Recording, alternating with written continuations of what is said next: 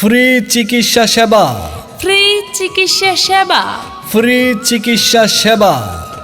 বিসমিল্লাহির রহমানির রহিম।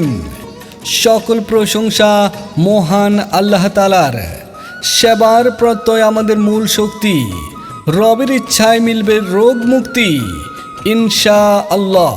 প্রিয় এলাকাবাসী, প্রিয় এলাকাবাসী, বিপুলাসারে এই প্রথম ফ্রিতে এমবিবিএস শিশু ডাক্তার দেখানোর সুবর্ণ সুযোগ।